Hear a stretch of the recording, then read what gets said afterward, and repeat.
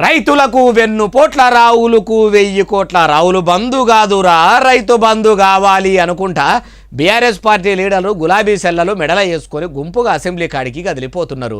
మళ్ళీ ముఖ్యమంత్రి యనుమల రేవంతాల సారు మాది రైతు ప్రభుత్వం అని అంటుంటే వాళ్ళెందుకు అట్లా పోతున్నారే బాలన్న అంటే ముచ్చటి నుండ్రి. అగో చూసినరా ఎలిసిపోయిన గులాబీ కండువాలు వేసుకొని పలసపలసా కదిలిన కార్యకర్తలను.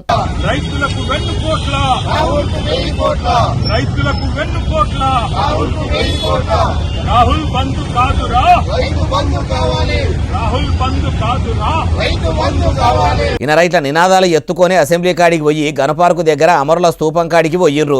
అయ్యా కేటీఆర్ సార్ ఇక మొదలు పెట్టుర్రి. మొట్టమొదటి గవర్నర్ ప్రసంగంలోనే ఆనాడే రాష్ట్ర ప్రభుత్వం చెప్పింది, ముఖ్యమంత్రి గారు సంతకం పెట్టారు.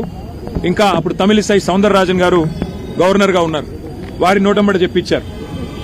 రాష్ట్ర ప్రభుత్వం వెంటనే చట్టబద్ధత కల్పిస్తుందని చెప్పి వారు ఆనాడు చెప్పినప్పటికీ ఇప్పటికి 2.5 సంవత్సరాలు ఇది 3వ గవర్నర్ ప్రసంగం. ఇంతవరకు 6 గ్యారంటీలకు చట్టబద్ధత లేదు. 3వ గవర్నర్ వచ్చినా కూడా ప్రసంగం అయిపోయినాక కూడా గెలిచిన 100 దినాలనే అమలు చేస్తామన్న 6 గ్యారంటీలు అమలు చేసింది లేదు, ప్రజలకు పురాగా పథకాలు అందింది లేదని ఇట్లా అనుకొచ్చిండు. అయ్యా కేటీఆర్ సార్ ఇప్పుడు మంచిగానే అంటున్నారు కానీ మీ ఏలుబడి ఉన్నప్పుడు కూడా మీరిచ్చిన హామీలను ఇట్లనే మీ నాయను నెరవేర్చుమని అని ఉంటే మీ 10 ఏళ్ల ఏలుబడిలనే మీరు ప్రజలకిస్తామన్న అన్ని పథకాలు బరబ్బరు అందించి ఉంటే ఇప్పుడు అసెంబ్లీ కాడికి వచ్చి మీరు ఇట్లా ఎండల నిలబడి చెప్పవలసిన కర్మ మీకు పట్టకపోవు. చేయి పార్టీ అధికారంలోకి రాకపోవు.